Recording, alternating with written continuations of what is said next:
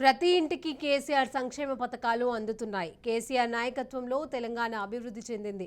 ఈ ప్రాంతానికి సాగునీరు తెచ్చుకోవాల్సిన అవసరం ఉంది. ఈ ప్రాంతం మరింత అభివృద్ధి చెందాలంటే తనకు ఓటు వేసి గెలిపిస్తేనే అభివృద్ధి చేస్తానంటూ ప్రచారంలో దూసుకుపోతున్న బీఆర్ఎస్ అభ్యర్థి సునీతా లక్ష్మారెడ్డితో మా ప్రతినిధి Raju face to face. Narsapur BRS అభ్యర్థి సునీతా లక్ష్మారెడ్డి ప్రచారంలో దూసుకుపోతున్నారు. గడప గడప తిరుగుతూ కూడా ఓటర్లను ప్రసన్నం చేసుకునే ప్రయత్నం చేస్తూ ఉన్నారు. సంక్షేమ పథకాలు ఏ విధంగా ఉన్నాయి, వారికి గెలుపు అవకాశాలు ఏ విధంగా ఉండబోతున్నాయి, ముఖ్యంగా ఇక్కడ స్థానిక ఎమ్మెల్యే మదన్ రెడ్డి ఉన్నారు, వారిని అడిగి తెలుసుకునే ప్రయత్నం చేద్దాం. చెప్పండి, మీ అభ్యర్థి గెలుపు ఏ విధంగా ఉండబోతుంది, మీ సహకారం ఏ విధంగా ఉంటుంది? సహకారం ఫుల్ తిరుగుతూనే నడుస్తూనే ఉన్నది. కార్యక్రమం బ్రహ్మాండంగా ఉన్నది. నర్సాపూర్ తాలూకా అభ్యర్థి అత్యధికమైన ఓట్లతో గెలుస్తుంది, దాంట్లో ఏం డోకా లేదు. మేడం చెప్పండి, అంటే మీ ప్రచారంలో మీకు ప్రజల స్పందన ఏ విధంగా ఉండబోతుంది, ఏ విధంగా ఉంది, మీరు ఏ విధంగా ముందుకు పోతున్నారు? ఏ గ్రామానికి వెళ్ళినా కూడా మరి ప్రజలందరూ కూడా బ్రహ్మరథం పడతా ఉన్నారు. తండోపతండాలుగా వచ్చేసి మరి మేము కారు గుర్తుకు కేసీఆర్ గారి నాయకత్వం బలపరుస్తూ మీకు సపోర్టివ్గా ఉంటాం, మీకే ఓట్లు వేస్తామని చెప్పేసి చెప్పడం జరుగుతోంది. ఎందుకంటే ఈరోజు కేసీఆర్ గారి నాయకత్వంలో తెలంగాణ రాష్ట్రం ఏర్పడిన తర్వాత ప్రతి ఇంటికి కూడా సంక్షేమం అందుతుంది. ఏదో ఒక రకమైనటువంటి స్కీమ్, రైతు బంధు, రైతు బీమా, 24 గంటల కరెంటు, కేసీఆర్ కిట్టు, కళ్యాణ లక్ష్మి, ఇంటింటికి నల్లా కనెక్షన్, సీఎంఆర్ఎఫ్, ఆరోగ్యశ్రీ, ఇట్లా చెప్పుకుంటూ పోతే ఎన్నో కార్యక్రమాలు. సో ఏ ఇంటికి వెళ్ళినా కూడా మాకు తప్పకుండా మా సంక్షేమ పథకాలు అందుతూ ఉన్నాయి. కాబట్టి పనిచేసేటువంటి ప్రభుత్వాన్ని, తెలంగాణ రాష్ట్ర అభివృద్ధి కోసం కృషి చేసినటువంటి మన కేసీఆర్ గారి పైన నమ్మకం ఉంది.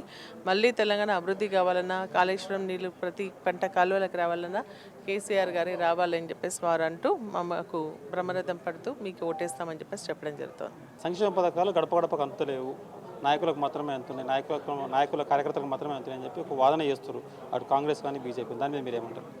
అవన్నీ తప్పుడు ప్రచారాలు. వాళ్ళకి ఏంటంటే మళ్ళీ తిప్పి వాళ్ళకి చెప్పుకోవడానికి ఏం లేవు కాబట్టి మా పైన తప్పుడు ప్రచారం చేస్తూ ఉన్నారు. అందరికీ అర్థమైంది. ఎందుకంటే ఈరోజు ఆన్లైన్లో అందరు అప్లికేషన్స్ పెట్టుకుంటున్నారు.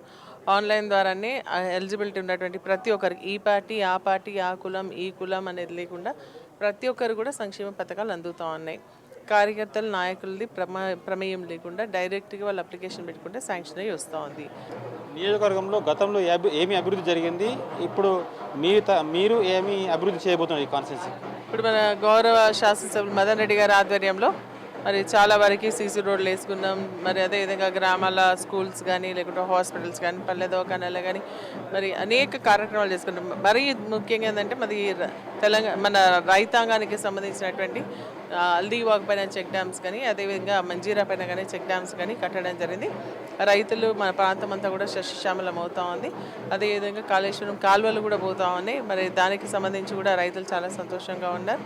కాళేశ్వరం నీళ్ళు రావాల్సినటువంటి అవసరం ఉంది. దానికోసం మేము ప్రయత్నం చేస్తాం. అంటే నిన్ననే గౌరవ ముఖ్యమంత్రి గారు కూడా చెప్పడం జరిగింది, కాళేశ్వరం చాలా పిల్లుట్ల కాలువ ఏదైతే ఉందో కంప్లీట్ అయితే నర్సాపూర్ నియోజకవర్గం అంతా కూడా మరి సస్యశ్యామలం అవుతుందని చెప్పేసి వారు చెప్పడం జరిగింది.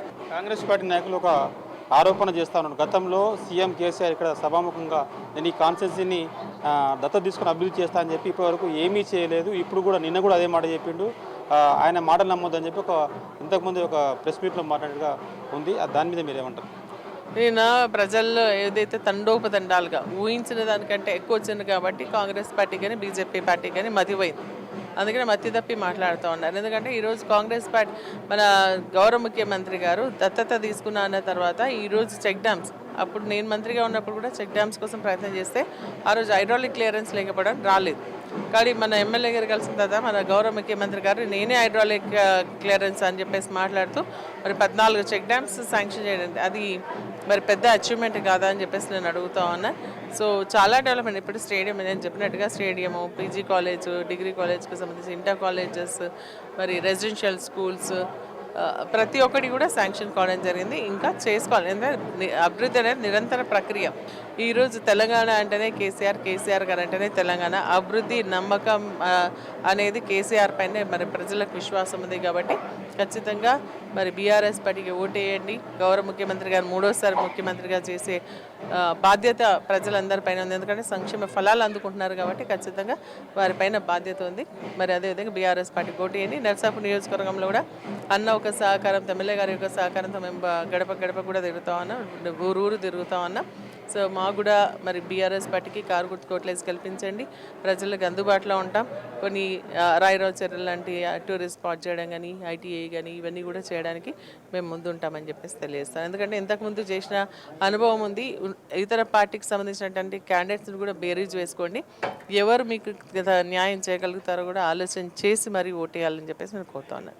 నియోజకవర్గంలో ప్రతి ఇంటికి సంక్షేమ ఫలాలు అందుతున్నాయి కాబట్టి పనిచేసే వారికే ఓటేసి గెలిపించే ప్రయత్నం చేయండి. కాబట్టి మమ్మల్ని కాదు, మా ముఖాలను కాదు, సంక్షేమ పథకాలు, కేసీఆర్ ముఖము, మమ్మల్ని ఇవన్నీ చూసిన తర్వాతనే మాకు ఓటేసి గెలిపించని చెప్పి కూడా చెప్తా ఉన్నారు. ఇది ఇక్కడ పరిస్థితి. కెమెరామెన్ ప్రవీణ్తో రాజు, రాజ్ న్యూస్, నర్సాపూర్ నుంచి.